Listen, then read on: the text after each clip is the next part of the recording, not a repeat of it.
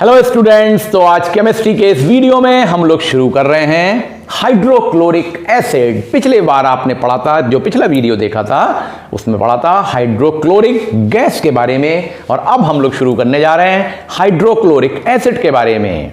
तो ये समझिए ये एसिड क्या होता है, और आज यहाँ पे सबसे पहले हमको पढ़ना है प्रिपरेशन ऑफ हाइड्रोक्लोरिक एसिड, और उसमें क्या अरेंजमेंट बनाना चाहिए इस बात पे ध्यान देना होगा। तो देखिए हमारा आज का टॉपिक है सबसे पहले preparation of hydrochloric acid in the laboratory. अब एक इंपॉर्टेंट बात आती है, हमको जो मेथड फॉलो करना है यहाँ पे HCl के सॉल्यूशन को बनाने के लिए, वो है कि absorption of the HCl gas directly into the water. देखिए ये डायरेक्ट एब्जॉर्प्शन है, इंपॉर्टेंट बात है कि direct absorption of HCl gas in the water using a delivery tube and funnel arrangement. दूसरी इंपॉर्टेंट बात यह है, एक तो डिलीवरी ट्यूब का सिस्टम और साथ में फनल अरेंजमेंट का सिस्टम। ये कहने के लिए छोटी सी बात है पर ये बड़ी इंपॉर्टेंट बात है, अभी डिस्कस करते हैं इसको। रीजन क्या है इसका सिर्फ एक रीजन है कि HCl gas highly soluble in water है। पानी में ये बड़ी जल्दी डिसॉल्व हो जाती है, आपने इसके HCl गैस की प्रॉपर्टी में भी देखा। तो since the HCl gas is highly soluble in water, so we use a direct absorption method to dissolve in the water directly with the help of a delivery tube and funnel arrangement system। तो आइए शुरू करते हैं। तो देखिए जैसा कि मैंने नाम लिया, सबसे पहले आता है डिलीवरी ट्यूब सिस्टम और फनल अरेंजमेंट सिस्टम। तो देखिए हमने क्या किया, एक बीकर में पानी भर लिया, ये पानी भरा हुआ है, वाटर भरा हुआ है बीकर में, और इसमें एक डिलीवरी ट्यूब लगा दी, क्योंकि मैंने अभी आपसे बोला कि डिलीवरी ट्यूब होनी चाहिए, लेकिन देखिए यहाँ पे फनल नहीं लगाई है। तो मैंने दो चीज़ें लिखी हैं, डिलीवरी ट्यूब और फनल अरेंजमेंट। तो अभी इसने फनल नहीं लगाई, डिलीवरी ट्यूब लगा दी। और देखिए HCl गैस यहाँ से आ रही है, ये HCl गैस पानी में आएगी, यहाँ डिजॉल्व होगी, और क्या बनेगा, हाइड्रोक्लोरिक एसिड बनेगा शर्तिया बनेगा। लेकिन एक बहुत बड़ी प्रॉब्लम हो जाएगी, क्या होगी, क्योंकि जो HCl गैस है वो बहुत ज़्यादा जल्दी एब्जॉर्ब हो जाती है पानी में। मतलब जो आप सप्लाई कर रहे हैं, जैसे यहाँ से HCl गैस का प्रिपरेशन कर रहे हैं, उसे सप्लाई कर रहे हैं, तो सप्लाई होने वाली गैस के रिलेशन में जो एब्जॉर्ब होने वाली गैस का अमाउंट है, यानी rate of absorption of HCl is very much high as compare to rate of preparation of HCl gas in the laboratory. तो हुआ क्या, जितनी गैस यहां पे बनी उससे ज्यादा यहां एब्जॉर्ब होनी है। अब मान लीजिए यहां पे एक सर्टेन अमाउंट से 20 ml ऑफ HCl बनी, वो यहां पे with in A second absorb हो गई, और उतनी यहां बन नहीं पाई फिर से। तो रेट ऑफ एब्जॉर्प्शन यहां पर ज्यादा होगा, और जैसे ही ज्यादा होगा HCl गैस के एब्जॉर्ब होने का रेट, देखिए लिखा हुआ है rate of absorption of HCl gas is very high. तो क्या होता है यहां विदेश में, ये जो डिलीवरी ट्यूब है इसके अंदर पार्शियल वैक्यूम क्रिएट हो जाता है, पार्शियल वैक्यूम क्रिएट हो जाता है, क्योंकि प्रिपरेशन का रेट कम है और एब्जॉर्प्शन का रेट ज्यादा है, सिंपल सी बात। तो यहां फिर जो है पार्शियल वैक्यूम क्रिएट होगा, उससे क्या होगा, बाहर का प्रेशर यहां पर हाई हो जाएगा, so outside pressure become very high. उससे यहां पे पार्शियल वैक्यूम से बैक सक्शन होने लगेगा, यानी ये पानी ही अंदर चढ़ जाएगा ट्यूब के। तो यहां से ये वाटर इसके अंदर चढ़ने लगेगा और यहां पे डैमेज हो जाएगा, ये ट्यूब फट सकती है। तो सिंपल सी बात आई, we should not use this method, it should be avoided. तो बी केयरफुल, अगर कोई क्वेश्चन इस तरह का आता है जिसमें कहा जाए डिलीवरी ट्यूब डायरेक्टली लगा देंगे तो हम क्या होगा, या इसके लगाने का क्या प्रॉब्लम है, अब ये क्यों नहीं यूज करते हैं कि डायरेक्टली डिसॉल्व कर दिया। तो सिंपल सी बात है, फिर से सुन लीजिए, rate of absorption of HCl gas in the water is very much high as compare to rate of preparation of HCl gas. उससे क्या होता है, यहां ये HCl गैस एब्जॉर्ब होने से बैक सक्शन हो जाता है। देखिए वर्ड यूज करते हैं हम, बैक सक्शन हो जाता है वाटर का इस डिलीवरी ट्यूब में, और यहां क्योंकि पार्शियल वैक्यूम क्रिएट हो गया था। पार्शियल वैक्यूम क्यों क्रिएट हुआ था, क्योंकि रेट ऑफ एब्जॉर्प्शन ज्यादा था, तो उससे हाई प्रेशर बाहर की ओर था, अंदर कम प्रेशर था, तो हाई प्रेशर से लो प्रेशर की ओर वाटर चला गया, और बैक सक्शन के कारण इसने ट्यूब को डैमेज कर दिया। सो ये मेथड अवॉइड करेंगे।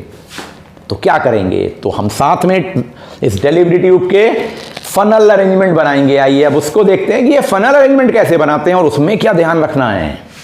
बच्चों, जैसा कि मैंने अभी आपको बताया कि जब हमको HCl गैस से HCl एसिड बनाना है तो हम क्या करते हैं, डायरेक्ट उसको पानी में डिसॉल्व करते हैं और उसके लिए हम फनल अरेंजमेंट बनाएंगे। सिर्फ डिलीवरी ट्यूब लगाएंगे तो आपने देख लिया क्या प्रॉब्लम होगी। तो देखिए हम क्या अरेंजमेंट बना रहे हैं। ये देखिए डिलीवरी ट्यूब है, ये डिलीवरी ट्यूब से हमने एक ये फनल को जोड़ दिया। ध्यान से देखिएगा, फनल को जोड़ा है और ये बीकर में पानी भर लिया, कंटेनर में। देखिए ये पानी है, वाटर भरा हुआ है। लेकिन एक बात का ध्यान रखना है, ये जो फनल है उसका जो ये रिम है, ये रिम वाला पार्ट है फनल का, ये रिम है, ये रिम पानी के इस लेवल पे यहां टच होना चाहिए। देखिए rim of the funnel is placed so that it just touches the trough containing the water. ध्यान दीजिएगा। लेकिन अगर आप ये बना रहे हैं अरेंजमेंट तो देखिए इसमें क्या है, वाटर यहां तक भरा हुआ है और ये फनल यहां पर है, तो इसके बीच में ये एयर गैप है। ये देखिए ये एयर गैप लिखा हुआ है, इसको नहीं बनाना है, ये अवॉइड करना है। यानी कि मैंने 3 डायग्राम बनाए, इसमें पहली कंडीशन थी जिसमें हमने ये फनल लगाया ही नहीं, वो तो बिल्कुल नहीं करना है। और अगर आप इस तरह से करेंगे तो भी आपकी वेस्टेज होगी, ये भी प्रॉब्लम होगी। करना क्या है, आपको डिलीवरी ट्यूब लगाना है और फनल लगा के उसके साथ में ये रिम को इस तरह से टच करवाना है वाटर पे। तो इससे क्या होता है, इससे back suction of the water रुक जाता है। क्यों? क्योंकि ये लार्जर सरफेस एरिया प्रोवाइड कर देती है फनल। फनल के बहुत सारे इंपॉर्टेंट काम है। तो पहला क्या है, it prevent the back suction of water by providing larger surface area for absorption of water and HCl gas. तो देखिए यहां पर जैसे ही HCl गैस आएगी वो इसमें तुरंत डिसॉल्व होगी और बैक सक्शन होगा नहीं, और मान लीजिए थोड़ा सा भी हुआ तो लार्जर सरफेस एरिया से वाटर यहीं रह जाएगा, वो वाटर यहां रह जाएगा, इधर से HCl गैस आ रही है वो इसमें डिसॉल्व होकर फिर नीचे आ जाएगी। तो आपको ये प्रॉब्लम नहीं होगी कि वाटर ऊपर की ओर चढ़ गया, क्योंकि बाहर का प्रेशर जो आउटसाइड प्रेशर और यहां फनल के अंदर का प्रेशर इक्वल रहेगा। Pressure remain equal outside and inside, तो बैक सक्शन की प्रॉब्लम नहीं होगी। So water will rise only up to the funnel. तो पानी जो है केवल यहीं तक चढ़ता है और यहां पे फिर से HCl गैस आ रही थी, यहां डिसॉल्व हो जाता है। तो यहां पर भी थोड़ी सी HCl गैस का सोल्यूशन बन गया और यहां तो है ही, तो ये आराम से HCl गैस इसमें आती रहती है और डिसॉल्व होके HCl का सोल्यूशन बनता रहता है। लेकिन अगर आपने ये काम कर दिया तो क्या प्रॉब्लम होगी, अब यहां से देखिए HCl गैस आएगी और ये यहां निकल जाएगी।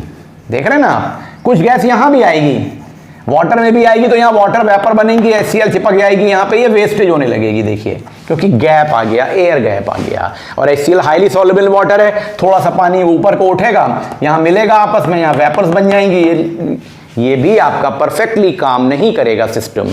तो बेस्ट तरीका है प्योर सोल्यूशन बनाने के लिए, सही सोल्यूशन बनाने के लिए हमको HCl गैस को funnel arrangement with delivery tube इस तरह से रिम पे लगा के बनाना चाहिए। इससे बैक सक्शन रुक जाता है, प्रॉपर एब्जॉर्प्शन होता है HCl गैस का वाटर में, और क्योंकि दोनों तरफ प्रेशर आउटसाइड है इनसाइड इक्वल है, तो हमें मैक्सिमम आउटपुट मिलता है एब्जॉर्प्शन ऑफ HCl गैस का वाटर में। आई होप आपको ये बात समझ में आ गई होगी। अब हम लोग शुरू करते हैं प्रॉपर्टीज ऑफ HCl सॉल्यूशन, यानी कि हाइड्रोक्लोरिक एसिड जिसको हम बोलते हैं। तो आइए अब कुछ physical properties of the HCl acid को समझ लें। तो देखिए पहला है ये कलरलेस होती है। HCl का जो एसिड है, HCl एसिड, हाइड्रोक्लोरिक एसिड, वो कलरलेस होता है, स्लाइटली पंजेंट ओडर होती है और सोर टेस्ट का होता है। और बड़ी इंपॉर्टेंट बात है, कोरोसिव इन नेचर होता है और स्किन पे अगर गिर जाएगा तो ब्लिस्टर्स बना देगा, फफोले जैसे पड़ जाएंगे। अब एक बड़ी इंपॉर्टेंट चीज और आती है जिसे हम कहते हैं कांस्टेंट बॉइलिंग मिक्सचर। आमतौर से बच्चों को इसके मतलब समझ में नहीं आता है, इसको ध्यान से देखिए और मीनिंग इसका समझिए। A solution of HCl in water, हमने जैसा कि अभी देखा पानी में जब HCl गैस जाती है तो सोल्यूशन बन जाता है। तो solution of the HCl in the water forms a constant boiling mixture with the water. क्या मतलब है इसका? देखिए क्या होता है, अभी ऐसा तो है नहीं कि ठीक है HCl गैस पानी में डिसॉल्व होती जा रही है, पर ये थोड़ी है कि जितना चाहें उतना डिसॉल्व कर देंगे। एक सर्टेन लिमिट आ जाती है। क्या होता है, अगर बॉइलिंग पॉइंट 109 डिग्री यानी कि 109.8 डिग्री सेल्सियस का टेम्परेचर आ गया, उस समय पे 22% बाई वेट HCl पानी में डिसॉल्व हो जाती है। मतलब क्या है कहने का कि आपने एक certain amount of HCl gas को लिया, एक सर्टेन अमाउंट ऑफ वाटर लिया, अब आपने HCl गैस को पानी में मिलाना शुरू किया, पहले वो ऐसे ही डिसॉल्व होगी, फिर उसको गर्म किया तो बॉइलिंग टेम्परेचर बढ़ने लगेगा। तो आपने उसके हिसाब से पानी को, जैसा कि हम जानते हैं पानी में 100 डिग्री सेल्सियस है, लेकिन जब HCl गैस मिला ली तो बॉइलिंग पॉइंट कहाँ आ जाता है, 109 पे आ जाता है। और हम जानते हैं गर्म करने पे सैचुरेशन बढ़ने से और ज्यादा HCl गैस उसमें डिसॉल्व होती चली जाएगी, पर उसकी भी एक लिमिट है। जब टेम्परेचर 109.8 पे आ जाता है तो ये उसकी लिमिट आ जाती है, अब इससे ऊपर टेम्परेचर नहीं बढ़ेगा। और उस समय पे मैक्सिमम कितनी गैस, HCl गैस पानी में डिसॉल्व होगी, वो होगी 22% बाई वेट HCl।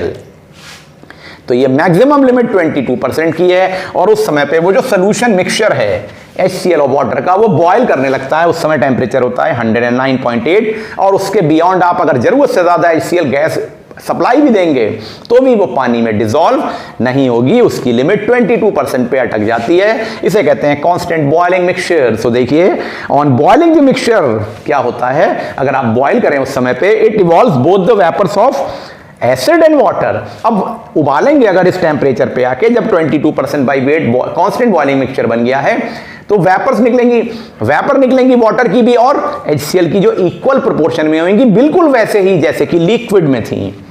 तो क्या हुआ, हमारा एक लेवल आ गया कि अब dilute HCl can not be concentrated beyond the certain concentration, यानी हमारी मैक्सिमम लिमिट आ गई, जितना कंसंट्रेशन हम क्रिएट कर सकते थे वो कर लिया, और उससे ज्यादा अब हम कंसंट्रेशन नहीं ला पाएंगे। इसे कहते हैं कांस्टेंट बॉइलिंग मिक्सचर। तो बच्चों, आपने यहां पर प्रिपरेशन ऑफ HCl एसिड और फिजिकल प्रॉपर्टीज को देखा। नेक्स्ट वीडियो से हम लोग शुरू करने वाले हैं chemical properties of HCl acid. Thank you.